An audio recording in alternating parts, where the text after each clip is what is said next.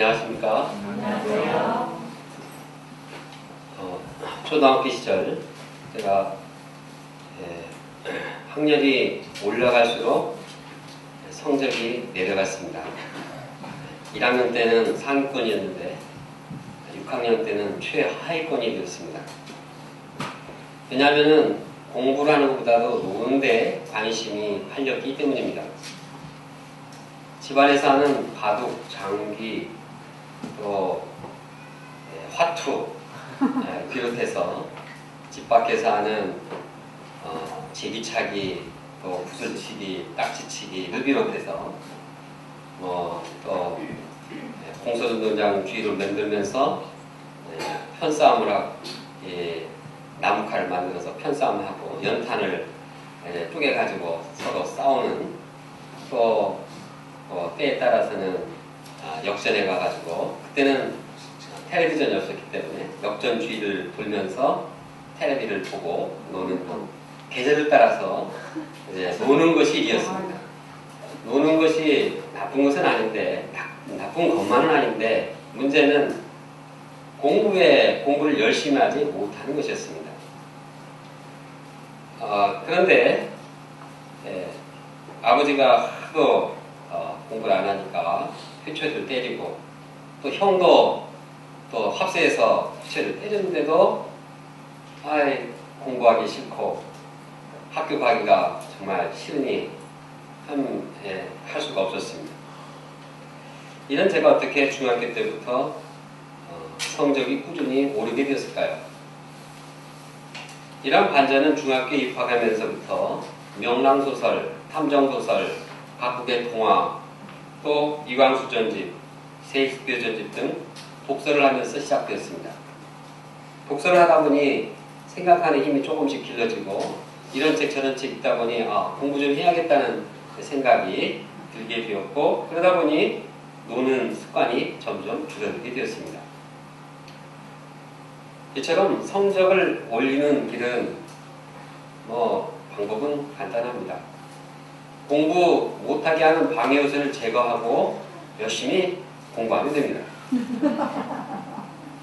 영생을 얻는 문제도 마찬가지입니다.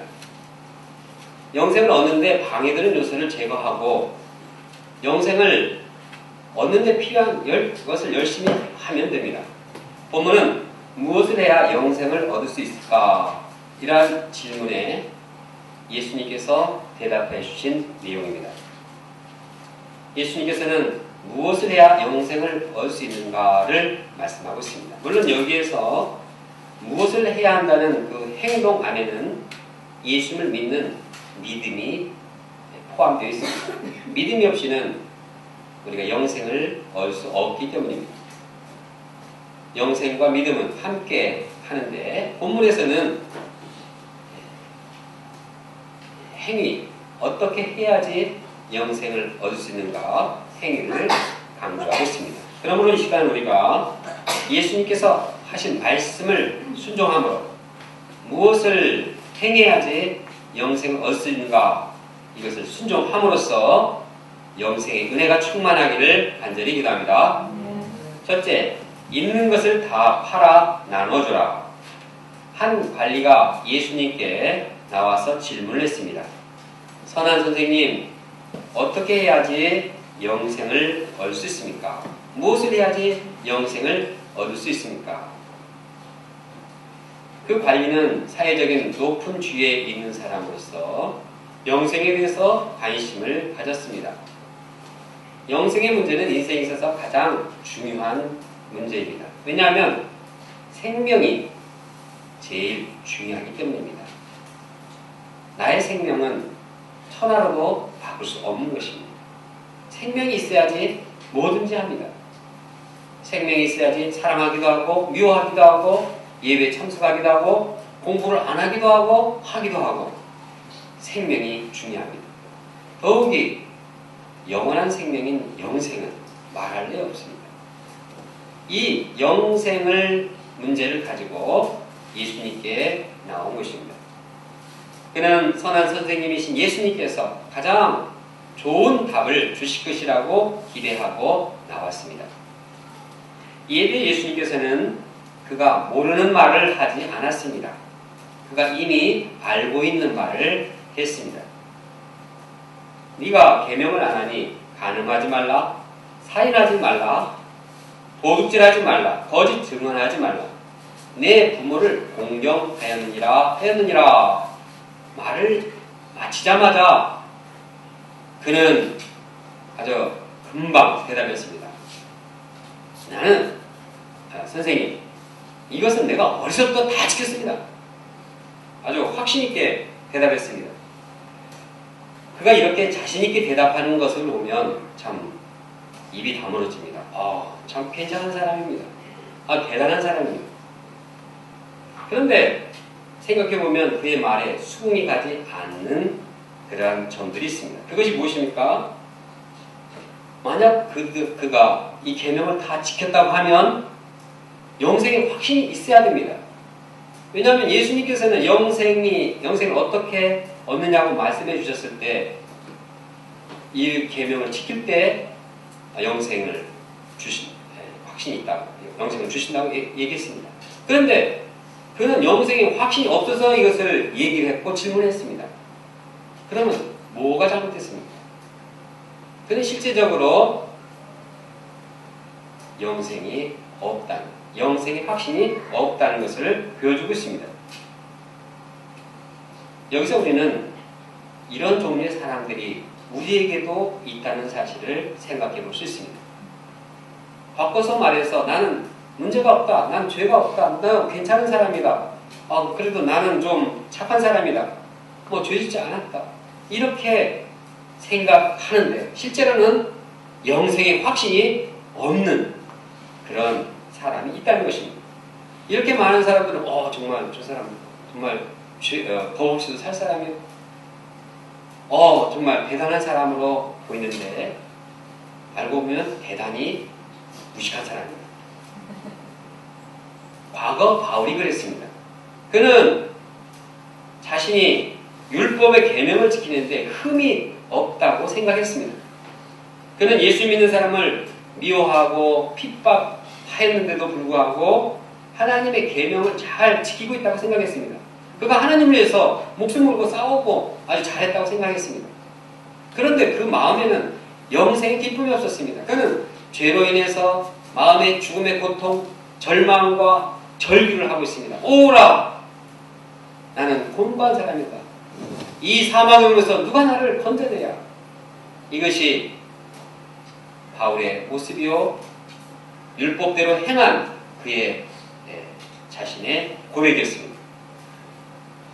모든 계명을 다 지켰다고 하는 그 관리에게 예수님께서는 무엇이라고 대답하고 있습니까? 22절을 함께 읽겠습니다. 시작. 예수께서 이 말을 들으시고 이르시되 내게 아직 한 가지 부족한 것이 있으니 내게 있는 것을 다 팔아 가난한 자들에게 나눠주라. 그러면 하늘에서 내게 보화가 있으리라. 그리고 와서 나를 따르라 하시니, 예수는 그가 영생을 얻는 데 있어서 한 가지 부족한 점이 있다고 했습니다. 두 가지도 아니고 한 가지입니다. 여러 가지 부족한 것이 아닙니다. 한 가지 딱 지키면 되는 것입니다. 그것은 그에게 있는 것을 다 팔아서 가난한 자에게 나눠주는 것입니다. 간단합니다. 여기서 그가 부족한 것은 영생을 얻기 위해서 자신의 소유욕을 버리라는 것입니다. 나를 사랑하는 이기심에서 벗어나 타인을 사랑하고 타인에게 모든 것을 베풀고 나누라는 뜻입니다. 문제는 그가 돈에 대한 소유욕이 강했고, 돈에 대한 소유욕이 강하면 강할수록 자기를 많이 생각했고 돈에 대해서 더 민감했으며 점점 영적으로 생각이, 관심이 멀어진 것입니다. 돈 얘기를 하면 막 머리가 푸쩍푸쩍, 눈이 푸쩍푸쩍 하는데 이 하나님 얘기, 영생 얘기하면 마음이 접수가 안 됐습니다.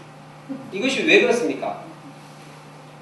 돈에 대해서 관심이 많았고, 그러면 그럴수록 그는 영적인 것에서 점점 멀어지게 된 것입니다.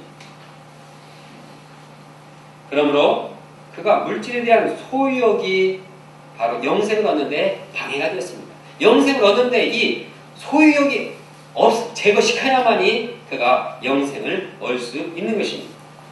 그가 예수님을 따르지 않는 여러 가지 이유가 있지만 그 마음 가운데는 바로 자기 소유욕이었습니다. 자기 애착이요, 자기 이기심이요, 특히 물질을 사랑하는 그 욕심이 예수님을 따르는데 방해했습니다. 그래서 자기에게 있는 소유를 다 팔아서 나눠주라고 말씀하고 있습니다. 그러면 하늘에서 영적인 부와 영생도 주신다고 했습니다. 그리고 나를 따르라고 말씀하고 있습니다. 그에 대한 궁극적인 방향은 예수님을 따르라는 데 있습니다. 다 버리고 가난한 사람에게 나눠주고 예수님을 따를 때 예수님께서는 그에게 지속적으로 영생과 하나님 나라 부활을 계속적으로 그에게 주시는 것입니다. 이때 예수님의 말씀을 들은 그 관리의 반응이 어떠했습니까? 그는 큰 부자였기 때문에 몹시 근심했고 슬퍼했습니다. 그는 영생을 원했습니다.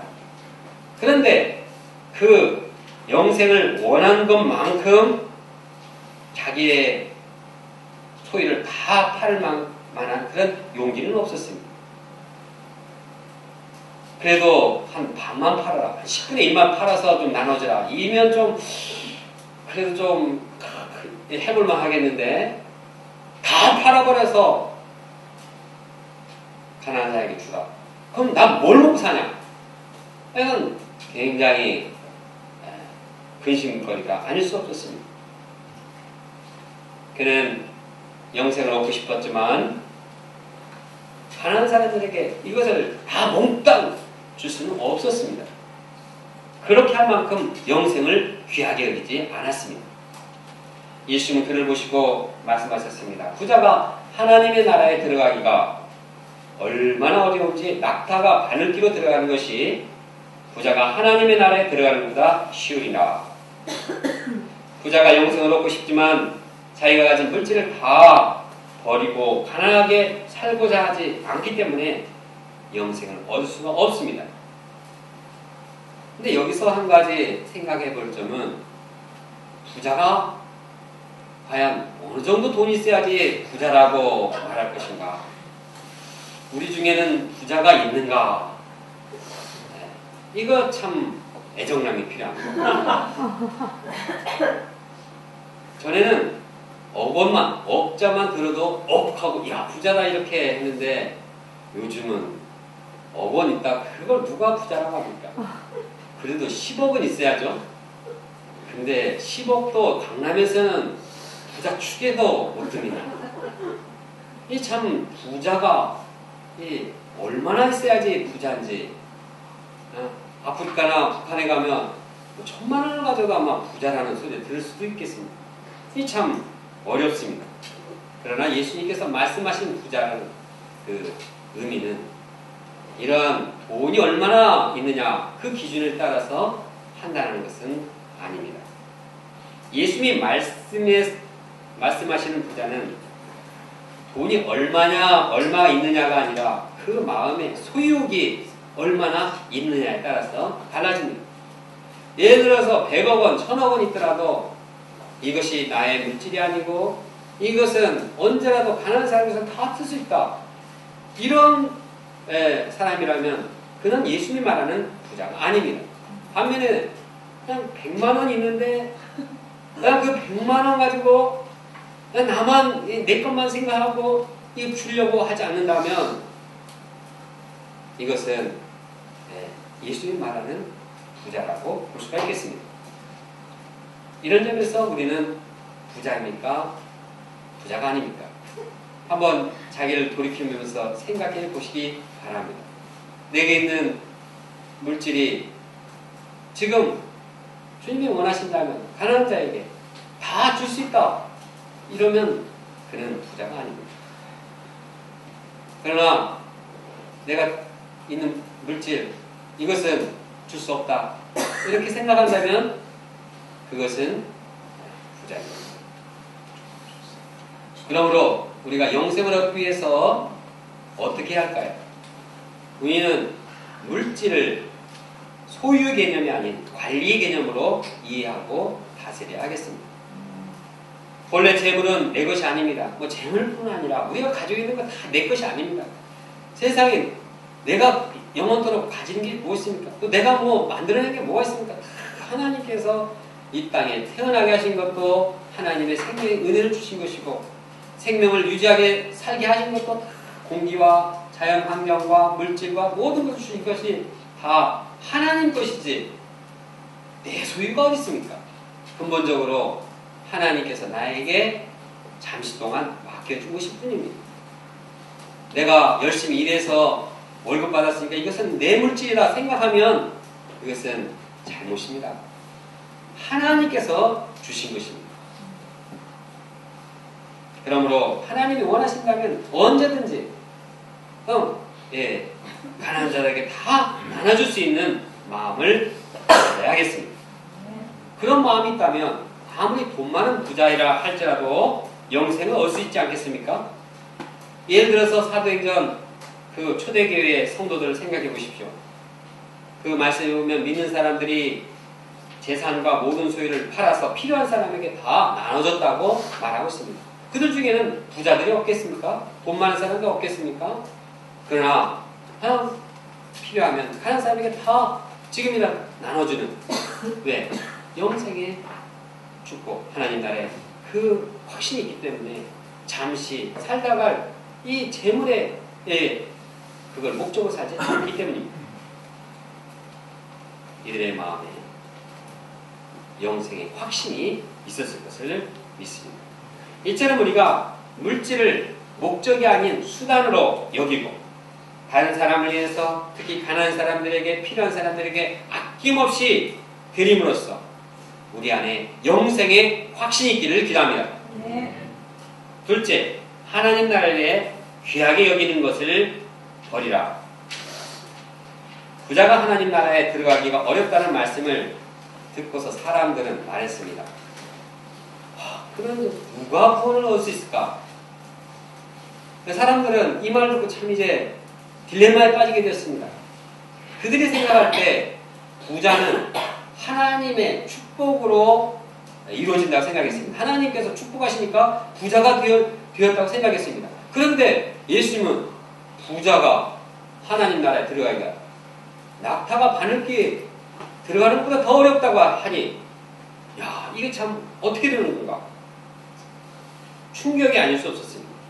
이때 또 예수님은 말씀하고 계십니다. 무릇 사람이 할 수 없는 것을 하나님은 할 수 있느니라. 하나님께서는 부자도 그 마음을 변화시켜서 구원과 영생을 주십니다. 예를 들어서 성경의 인물들 보면은 그 중에는 부자들이 없습니까? 있습니까? 부자들 많습니다. 아브라함도 부자였죠. 요셉, 이삭, 야곱, 많습니다. 아리마대 요셉, 여러 사람이 부자였습니다. 그런데 그들이 부자이지만 하나님의 도우심으로 인해서 물질에 대한 소유욕을 가지지 않고 물질을 잘 관리하고 다스렸습니다. 그래서 그들은 하나님 나라, 영생을 얻을 수 있었을 것입니다. 그들이 영생을 얻고 하나님 나라에 들어가는 것은 부자이지만 이러한 은혜를 덧입은 것은 하나님의 은혜의 선물인 것입니다. 베드로가 예수님 말씀 듣고 있다가 우쭐대면서 말했습니다. 우리가 주를 위해서 모든 것을 버리고 쫓았습니다. 자기들은 모든 것을 버리고 가난하게 되었고 영생의 은혜가 있다고 이렇게 참 자부했습니다.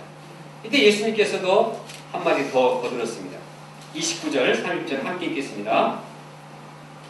시작. 이르시되 내가 진실로 너에게 이르노니 하나님의 나라를 위하여 집이나 아내나 형제나 부모나 자녀를 버린 자는 현세 여러 배를 받고 내세 영생을 받지 못할 자가 없느니라 하시니라.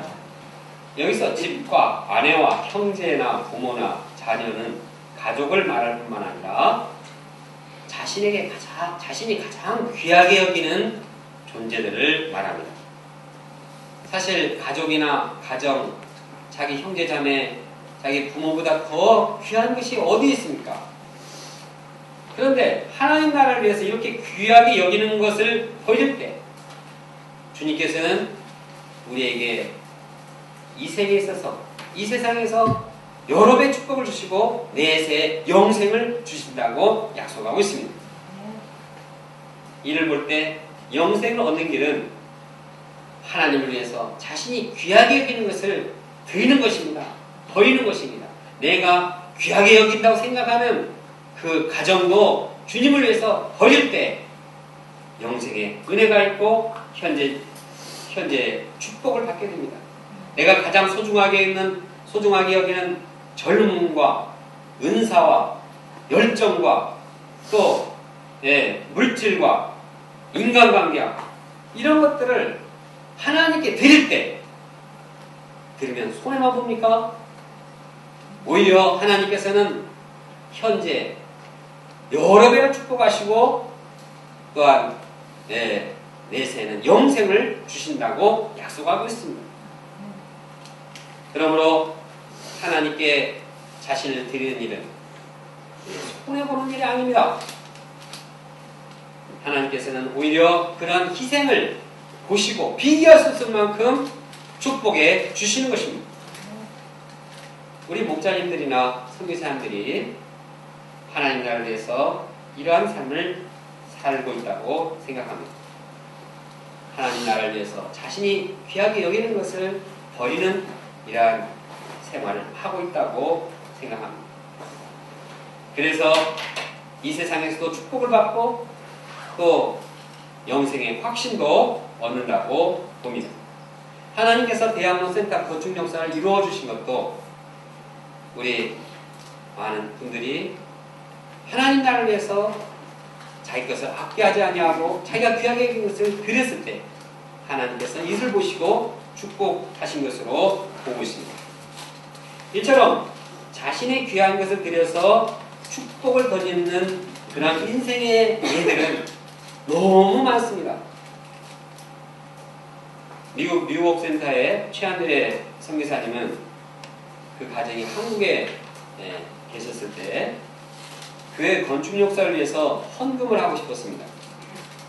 근데 쌓아놓은 물질이 없기 때문에 참 내고 싶어도 헌금을 드릴 수가 없었습니다. 근데 곰곰이 생각해 보니까 자기들이 살고 있는 전세방이 있었습니다. 그래서 전세방을 내놓고 그 전세금을 다시 받고 그것을 헌금했습니다. 오갈 데가 없었습니다. 어디로 갔습니까? 장모집으로 들어갔습니다. 저같이해서 얻어먹고 살았습니다. 이것은 자기가 귀하게 여기는 그 어떤 것보다도 하나님 나라에서 버리고자 하는 마음이 없으면 도대체 할 수 없는 일이었습니다.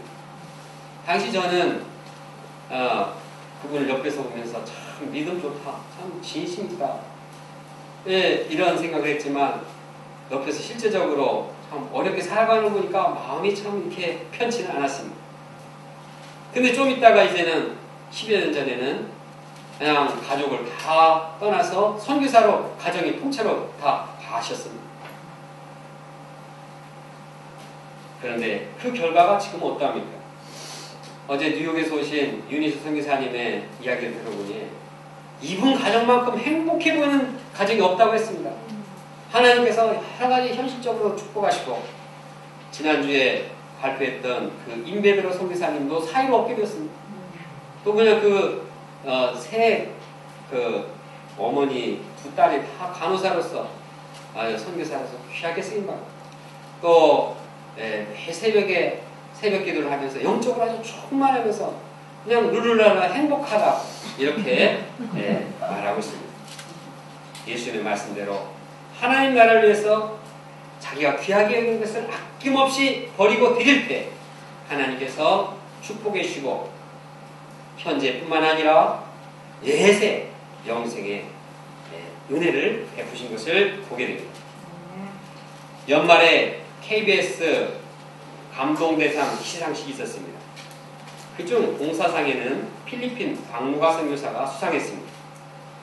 박무가 선교사는 1992년 췌장암 위암 판정을 받고 시한부 인생을 살고 있었습니다. 다른 의사들은 남은 인생, 생을 편하게 지낼 것을 권유했습니다. 그러나 박노가성 의사는 하나님 나라를 위해서 자신이 귀하게 여기는 생명을 죽으면 죽으리라 이러한 각오로 자기 생명을 버리는 심정으로 필리핀의 의료 선교 역사를 감당했습니다. 하나님께서는 이러한 그를 축복하시고 지난 20년 동안 생명의 은혜를 축복으로 주시고 또 영생의 확신을 넘치게 하셨습니다.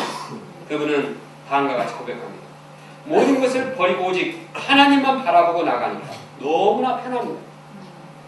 많은 사람들은 자신을 버리지 못해서 주님의 형통함을 체험하지 못하고 있습니다. 네, 여기 제가 잠깐 한 3분 정도 한번 동영상을 통해서 보도록 하겠습니다. 여기 불을 조금 연결이 안 됩니다.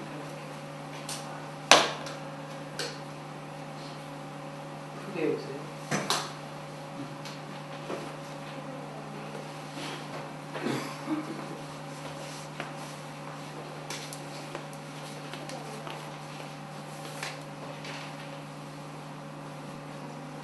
헌신적인 사랑과 봉사로 건강한 사회를 만드는 데 기여한 사람들을 발굴해서 상을 수여하는 이 시상식에서 박누가 선교사가 봉사상을 수상했습니다.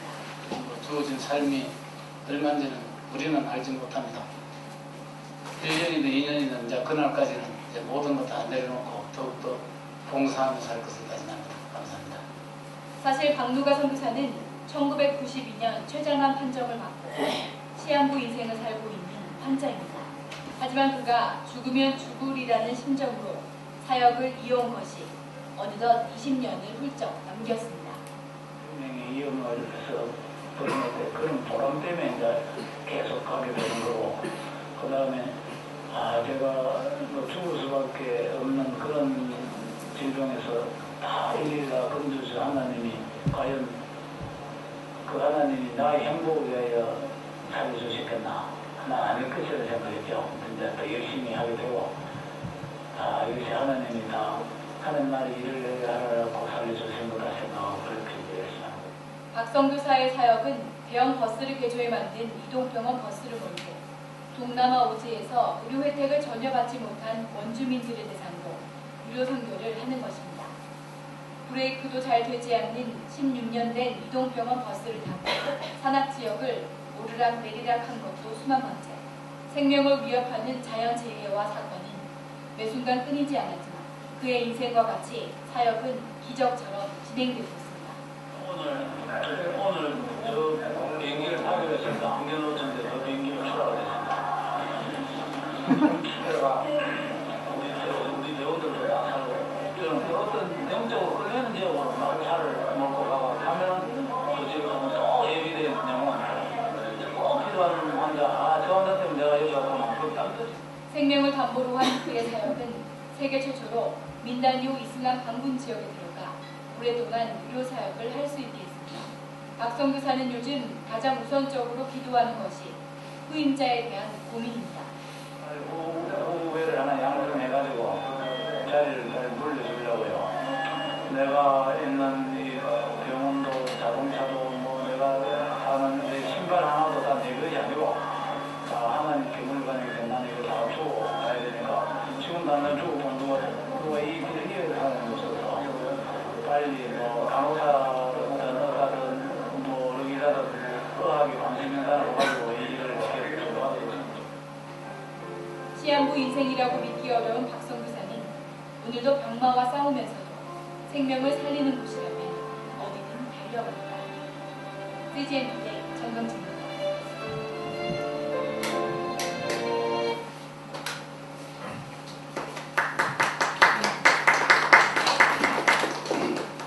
KBS TV에서 하고 오부작으로 16일부터 20일까지 약 한 30분씩 35분씩 방영이 됐다고 합니다. 저도 1편을 봤는데 굉장히 감동적이었습니다. 시간이 되시면 보시기 바랍니다. 하나님 나라를 위해서 헌신하는 자들에게 또 자신이 귀하게 여기는 것을 과감히 버리는 자들 위해서 하나님께서는 이들을 방관하지 아니하고 현세와 내세 축복 주시는 그러한 분임을 감사와 찬양합니다. 우리가 캠퍼스에 하나님 나라를 이루기 위해서 내가 귀하게 여기는 것을 드릴 때 주님께서 이를 보시고 현세 여러 배의 축복을 주시고 내세 영생을 주실 것을 믿습니다. 우리 박지영 목사님은 학생 수양에 참석하기 위해서 온 가족이 가는 여행을 그냥 다 참석하지 못하고 하루만 참석하려고 합니다. 이것은 하나님 나라를 위해서 가족과의 이러한 귀한 관계를 잠시 버리는 모습입니다. 하나님께서 박지영 목사님을 축복하시고 이 땅에서 가족 복음을 이루어 주시고 내세 영생을 주실 것을 믿습니다. 그러면 우리가 하나님 나라를 위해서 드리거나 버려야 귀한 것이 무엇일까요? 우리는 이 말씀을 듣고 뭐 참 말씀 좋다. 드리면 참 축복 많이 주시는구나. 좋은 말씀이다. 이렇게 그냥 은혜 받았다 하고 끝나야 되겠습니까? 우리도 한 가지라도 정말 내가 귀하게 여기는 것을 드리는 그런 결단을 하고 실제로 드릴 수 있기를 간절히 원합니다. 나에게 있어서 고귀하게 여기는 것이 무엇입니까? 이것이 나의 자존심이나 체면은 아닙니다. 주님을 위해서라면, 하나님 나라를 위해서라면 내 자존심과 내 체면도 드릴 수 있는, 그때 하나님께서는 그를 축복하시고 넘치게 축복해 줄 것입니다. 내가 귀하게 여기는 가족에 대한 정이 귀하게 여기는 것이라면, 세상 친구와 관계성을 갖는 것이 참 이것이 귀한 것이라고 여긴다 하면 하나님 나라를 위해서 과감히 버릴 수도 있지 아니하겠습니까? 아니면 내가 뭐 귀하게 여기는 않더라도 어떤 그냥 마음의 정욕이나 마음의 세상 잔재미, 그냥 게임이나 또 인터넷 쇼핑이나 TV 드라마 보는 것을 고대하는데 이것이 하나님 나라를 위한 것이라면 단대히 버리고 하나님 나라를 추구해야지 않겠습니까? 좀 더 자고 싶고 정말 하루에 아침에 일어나기 싫어서 얼마나 고귀한 시간입니까? 그 10분 더 자는 것이 얼마나 달고 오면 달콤합니까? 하나님 나라를 위해서 10분, 20분 더 빨리 깨어서 일용 하나씩 보고 주님께 자신을 드려야 하지 않겠습니까?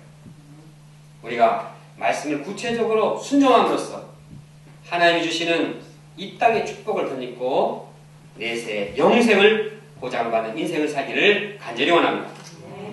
결론적으로 우리가 영생을 얻는 길은 물질에 대한 소유욕을 버리는 것입니다. 돈이나 물질, 이 모든 것이 다 자신의 소유가 아니라는 것. 하나님께서 맡기신 것이라는 것을 알고 다른 사람을 위해서, 가난한 사람을 위해서 언제 다 줄 수 있는 이런 마음을 가져야 하겠습니다. 또 실제적으로 그렇게 행해야겠습니다. 그리고 나서 예수님을 따라야 합니다. 여기에 하늘의 보화가 있습니다. 영생의 축복이 있습니다. 또한 우리가 하나님 나라를 위해서 자기가 귀하게 여기는 그것을 주님께 드리고 버리기를 원합니다. 모든 것을 아낌없이 주님 위해서 드리고 버릴 때 하나님께서는 그를 축복해 주십니다. 이 생에서 이제 이 세상에서 몇 배 축복을 주실 뿐만 아니라 내가 세상의 친구들을 하나님 나라를 위해서 버릴 때 세상 친구보다 더 이 귀한 이 영적인 친구들, 고귀한 영생의 친구들을 얼마나 많이 주십니까? 가족을 버린다고 해서 저는 하나님 나라를 위해서 장막 생활을 시작한다고 하니까 엄마가 그냥 길거리에서 붙들고 가지 말라고 붙들었는데 얼마나 참 마음이 아팠는지 모릅니다. 그런데 이것이 오히려 가정복만을 이루어주시고 가정이 예수님을 믿게 하는 하나님의 은혜가 함께 있었습니다. 이 세상에 뿐만 아니라 또 영생의 축복을 넘치도록 주시는 주님을 믿고 담대하게 버릴 것을 버려야겠습니다. 우리가 소유욕을 버리고 자신의 귀한 것을 주님께 드리고 버림으로써 주님이 주신 축복과 영생의 은혜를 충만히 덧입기를 간절히 기도합니다. 다 같이 22절을 함께 읽겠습니다. 22절 함께 읽고 1분 동안 말씀에 기초해서 함께 기도하도록 하겠습니다. 22절 시작. 예수께서 이 말을 듣시고 이르시되 내게 아직도 한 가지 부족한 것이 있으니 내게 있는 것을 다 팔아 가난한 자들에게 나눠주라. 그리하면 하늘에서 내게 보화가 있으리라. 그리고 와서 나를 따르라 하시니.